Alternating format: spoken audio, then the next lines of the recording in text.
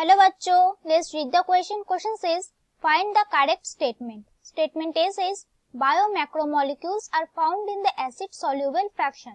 Statement B says compounds found in the acid soluble pool have a common feature, that is molecular weight ranging from 18 to 800 daltons. Statement C says acid insoluble pool represent cytoplasmic composition only. Statement D says acid soluble pool is due to macromolecules from cytoplasm and cell organelles. Right, तो इस question का key concept क्या होगा?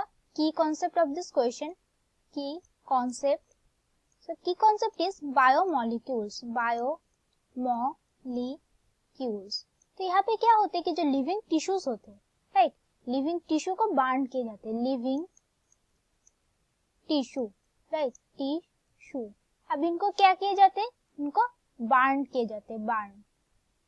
Bind करने के बाद क्या होते हैं? लिविंग टिश्यू में कार्बन प्रेजेंट होते हैं, तो carbon converted to carbon dioxide, और carbon dioxide is a gas, so ये क्या हो जाते हैं?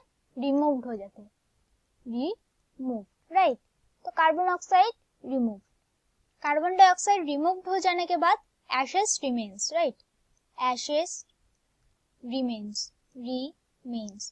अब इन एशेस में क्या होते हैं? इनमें इनऑर्गेनिक कंपाउंड्स प्रेजेंट होते हैं. Inorganic compounds. अब इन कंपाउंड्स में बहुत सारे कंपाउंड्स होते हैं, जैसे कि फॉस्फेट होते हैं, राइट, और क्या होते हैं? सल्फेट्स होते हैं. और ये जो कंपाउंड्स होते हैं फॉस्फेट, सल्फेट, ये क्या होते हैं? They are acid soluble fractions होते हैं, right. They are micromolecules, that is molecules.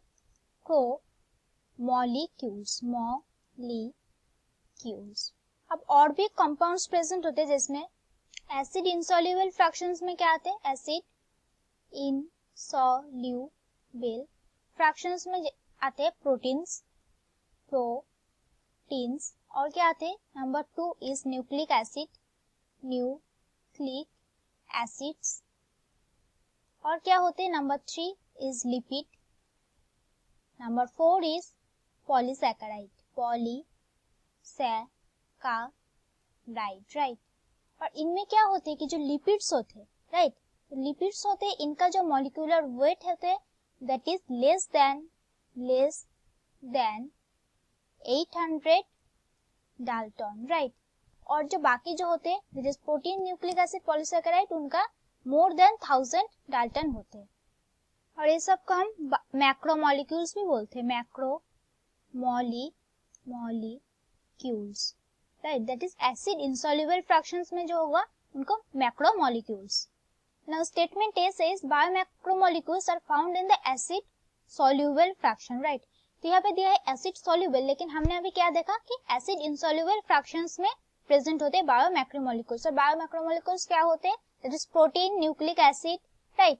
So A option is the wrong option. Now statement B says the compounds found in the acid soluble pool have a common feature, that is molecular weight ranging from 18 to 800 daltons, right?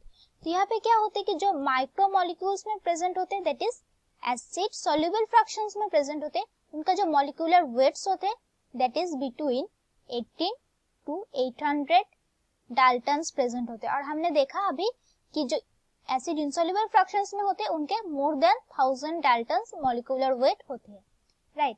So B is our correct option. Now statement C says acid insoluble pool represent cytoplasmic composition only. तो यहाँ पे क्या होते हैं कि organelles जो होते हैं, राइट, ऑर्गेनेल्स जो होते हैं साइटोप्लाज्म का, वो किन में प्रेजेंट होते हैं? That is in the acid insoluble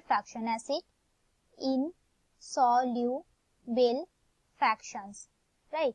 और यहाँ पे दिया है कि they are in the, यहाँ पे देखे कि न्यूक्लिक एसिड जो है वो भी एसिड इंसोल्यूबल पूल में ही आते हैं, और यहाँ पे बोल रहे हैं सिर्फ cytoplasmic composition, right. So C is also wrong statement. Now statement D says acid soluble pool is due to macromolecules from cytoplasm and cell organelle. तो एसिड सॉल्युबल पूल में क्या होते हैं? माइक्रो मॉलिक्यूल्स, और यहाँ पे बोल रहा है macromolecules, So this is also wrong statement, right? So here correct statement becomes, that is B. So correct option is